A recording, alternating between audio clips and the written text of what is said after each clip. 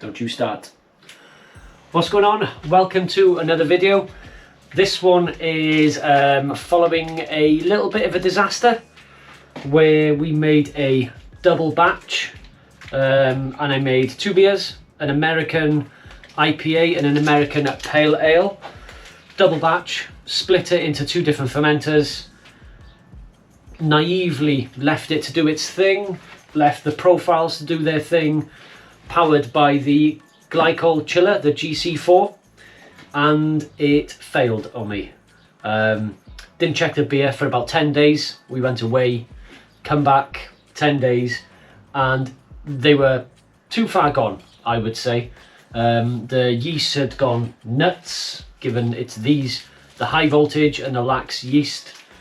Absolutely no well, temperature control going up, but not so much controlling it and profiling it down. So one beer I had to tip immediately out of the fermenter and just watched it drain away. The other one, I've kegged it. It's been on tap now for about 3 weeks, and yeah, it's not the best. Let me show you. So as you can tell, I'm not pouring myself a full pint of this. It's not very clear. Not that that bothers me, but it should have been. Pretty decent head on it. Little bit phenolic with the temperature or lack of temperature control. But I think some of that is down to the hops as well. I used a different hop that I just wanted to use up. Can't remember the name of it.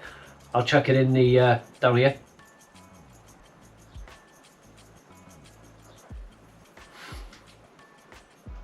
Yeah, it's weird. It's just about drinkable.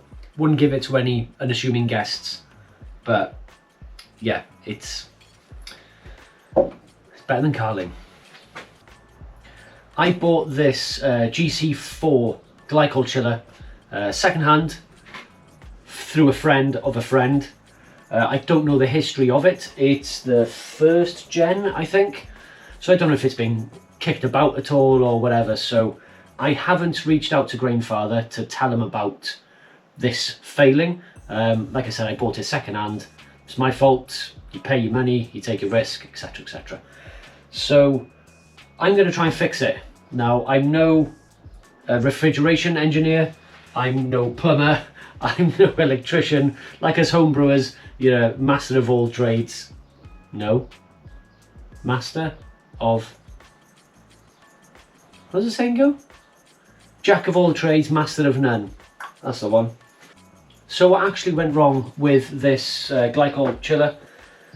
I thought it could have been the water level or glycol level wasn't correct. That was fine. Airlocks, no airlocks. Thought it tripped out, that was all good. But what I did notice was the temperature I'd set it at was about 4 degrees, and when it kicked in, you could hear the relay kicking in terms of the STC 1000 kicking in to say, come on, chill, get the pump going, and it wasn't. But the recirculation pump was going, so there's plenty of liquid going through the fermenters and back into here, but just not the cooling pump. I don't even know what they're called, man.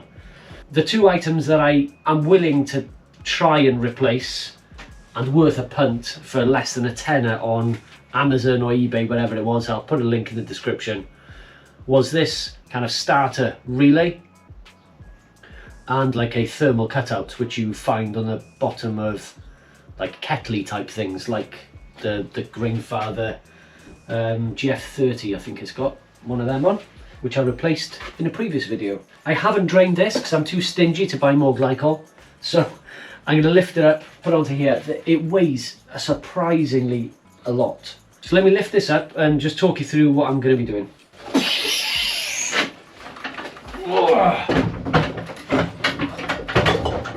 Ow, fingers. Yeah, looks alright there, doesn't it? It's going nowhere. So taking the stainless steel sides off this was a massive pain, massive pain. Nearly lost my temper with it a few times and just wanted to take a hacksaw to it. So I have no idea how I'm going to put that back, considering how difficult it was to take off.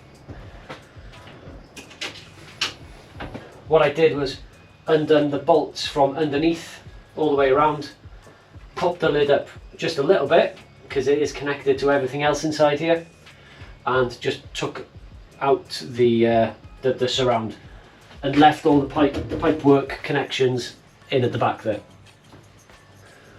So let me bring you right into where I think the problem area might be. So down in this area is where these two fittings go. This bad boy fits on top of here somewhere. I'll have to check my phone. I can go to the side for now. So this is what it looked like before, with the relay on the bottom and then the overload protector on the top. So let's try and refit them and see if we can get it going again. Always take a photo before you tear stuff apart. I've learned the hard way. Okay, that was a satisfying click. And this goes in kind of that orientation. And this blue one lives there. And then this one, hang on, where does this bad boy go? Hey. Here we go. Where'd you go, boy? Aha. That goes on there. And then this one goes there. Okay, not going to put any covers on yet. So the acid test with this now, I just noticed I've cracked it. Bollocks. So the acid test with this now is going to be when I switch it on, if it comes on firstly, and secondly if it's going to click into place when it starts cooling down the glycol bath, if you like. I'm going to make sure that these pump switches are off, because they're the ones which fire the water out the back into the fermenters, so we shouldn't have an issue there with nothing attached. I'll just hit the on button, and hopefully when it realizes it needs to cool the glycol down to 4 degrees, it will kick in and the fan should start going and it should start chilling down. Fingers crossed. This will save me £1,000. It'll either save me £1,000 or cost me a few grand for a new shed.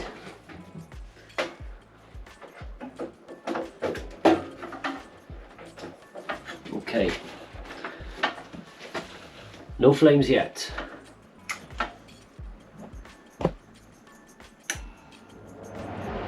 Okay, 19.5. It should be a second click when it should realise it needs to cool down. We heard something.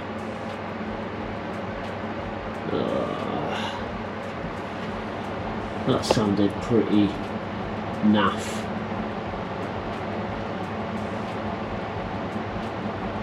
I'll give her a few minutes, see if it kicks in.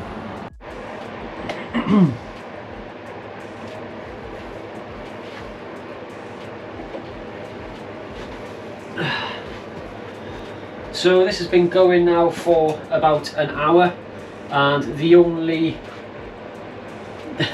difference being is that the little metal globe compressor, I think it is just getting hotter and hotter.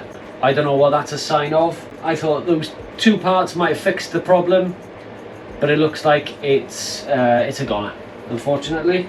Before I do give up the ghost, I'd appreciate if anyone does have any suggestions about how to repair this. It would be a shame to have to purchase another one, I think they're about £1,000 on most websites. Yeah, so it would be a big shame to have to replace it for new, let alone the expense.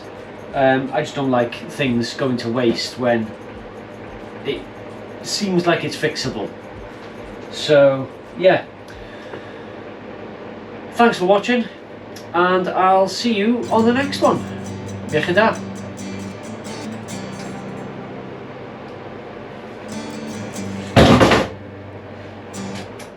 Off you go.